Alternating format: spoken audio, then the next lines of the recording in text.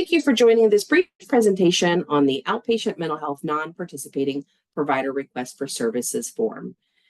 My name is Amy Ross, and I'll be one of your trainers today, and our other trainer is Ashley Cummings. She'll be presenting a little bit later in this presentation.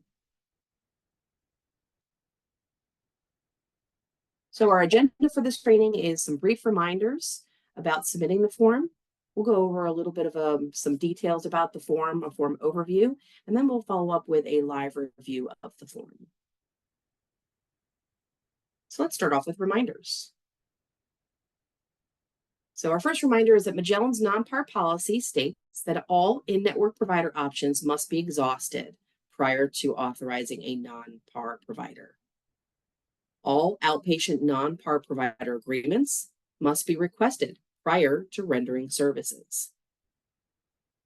And as many of you already know, Medicaid is always the payer of last resort. If a member has primary coverage, you must follow with that primary coverage rules, and a non-par with Magellan Medicaid is not required.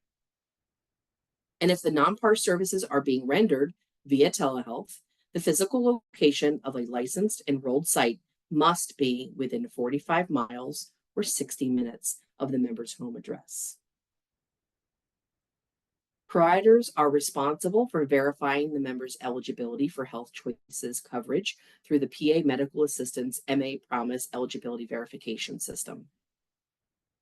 Responsibilities for verifying member eligibility for services, retrospective review criteria, and non-participating provider responsibilities can be found here on this link, which is the Pennsylvania Health Choices Handbook Supplement, MagellanProvider.com.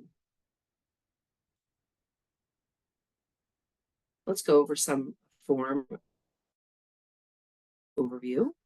The form title is, new form title, I should say, is now referred to as Outpatient Mental Health Non-Participating or Non-PAR Provider Request for Services. This form is going to be located exactly where the other form is located on MagellanofPA.com on the providers page under provider resources in the form section. Magellan has up to 2 business days to review this request and make a medical necessity determination. And then please allow us 3 to 4 weeks for processing of single case agreements. Some key form requirements. The form is an online fillable PDF that will auto-submit when all the required fields are complete. Incomplete forms cannot be submitted online or processed. The form that we'll review today is actually a Word version of that, but when we're live with the process, there will be a hyperlink to complete the form. The authorization timeframe, non-PAR requests, if approved, will be approved up to 60 days, with the exception for children in substitute care or members residing outside of their county, which may be approved for longer durations. Late requests. Service requests submitted after providing outpatient mental health services will not be processed using the outpatient non-PAR request. For practitioner, a licensed clinician should complete the online form. So in part 1, request type and rationale. Requested authorization start date. Requests are for 60 days and cannot be backdated. For the attestation, if the out-of-network non-PAR services are being rendered via telehealth, we've said this earlier in the presentation, the physical location of a licensed enrolled site must be within 45 miles, 60 minutes of the member's home address. And this is part of that telehealth regulations.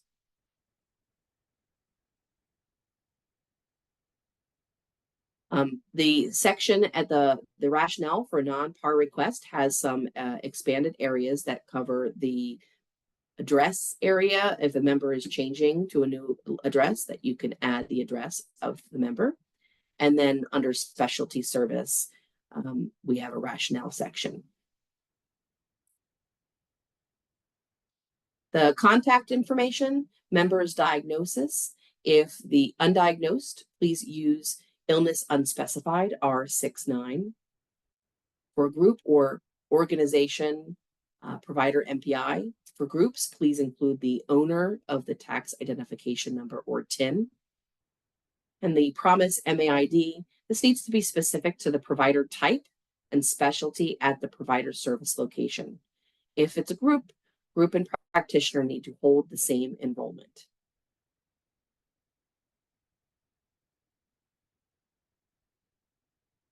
For the provider type and specialty, when you click on a code, you're requesting the max units as indicated on the form, and you can see the max units in parentheses at the end of each code. For children in substitute care individuals, authorizations can span up to 6 months. For the contracting contact, the contact information below is the individual responsibility. Contact information below is the individual responsible for contracting at your agency. Please make sure the person involved in the contracting at your agency is listed there. All clinical information will be sent to fax number above as indicated. So I'm going to pass things off to Ashley, and Ashley's going to do a live review of the form. Great. Are you seeing the form? I am. Okay. So we do ask that you complete the form completely and accurately to assist us in processing your request in a timely manner. So first, you're going to indicate if the request is an initial request or a concurrent request.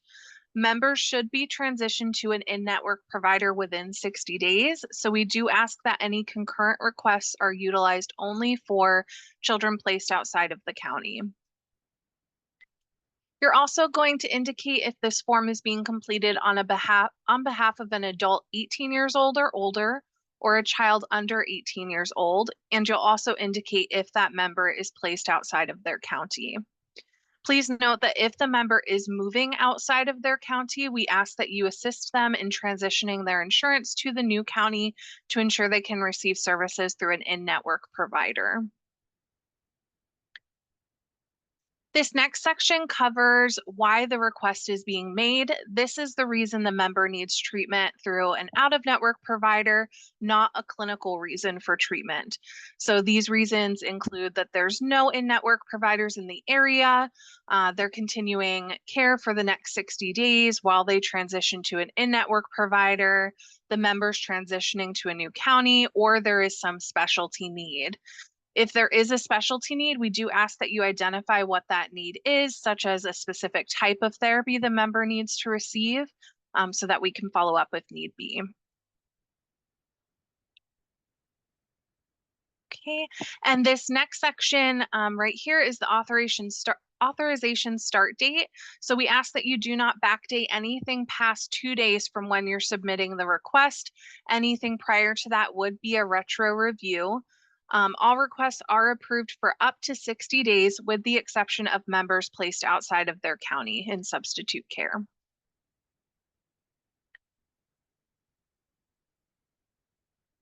The next section attests that in-network options have been exhausted and that the request is being made prior to rendering services.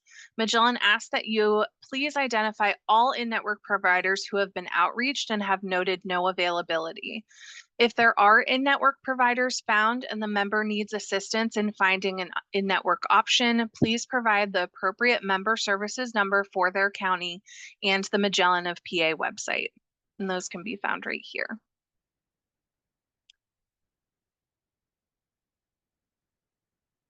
You will also need to attest that this is not a retrospective request, as we cannot backdate further than 2 days from when the request is made. The retrospective process can be found here at this link. The next attestation will be to verify that you've checked the member's eligibility. The member must be active with Magellan in order to be considered for a non-par.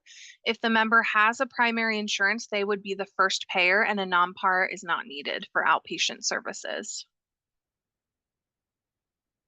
Next, you'll attest that if the request is for continuity of care, you're going to assist the member in transitioning to an in-network provider within 60 days. This again does not apply to children in substitute care.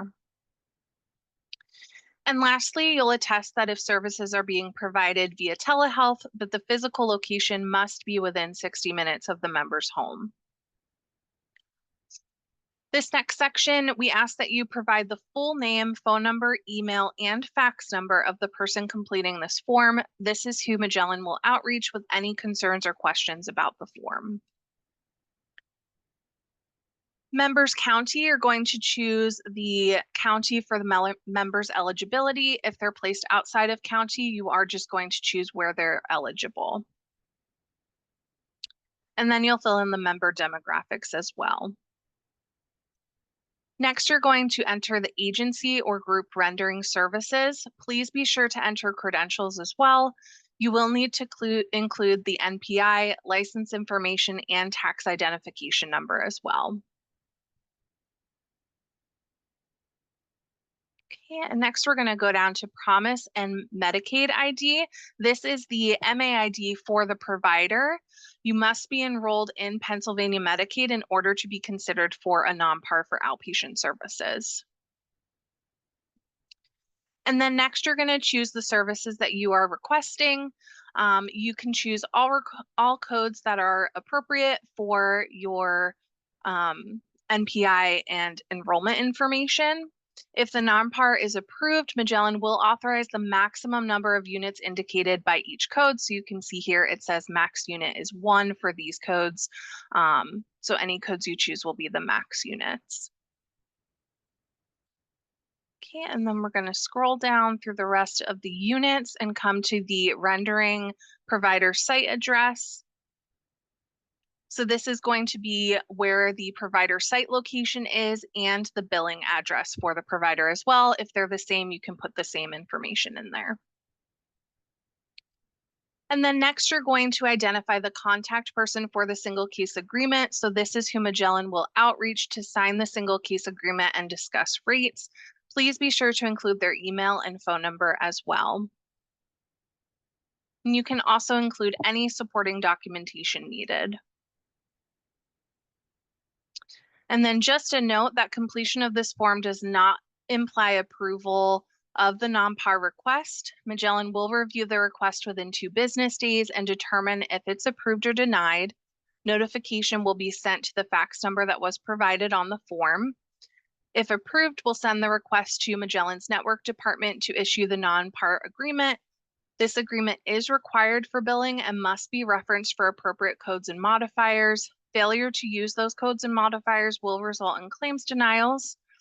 Failure to sign the agreement and return it within 60 days will also result in denied claims. And then for any additional information, you can always access the provider handbook.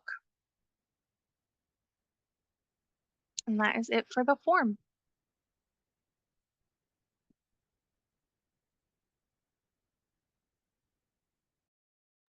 Thanks, Ashley. We're going to move on to the end, concluding our training. We're going to thank you for your time in listening to this training, and we have some links within, and the PowerPoint will be available so that you can access those live links if you have any questions. Thank you for your time today.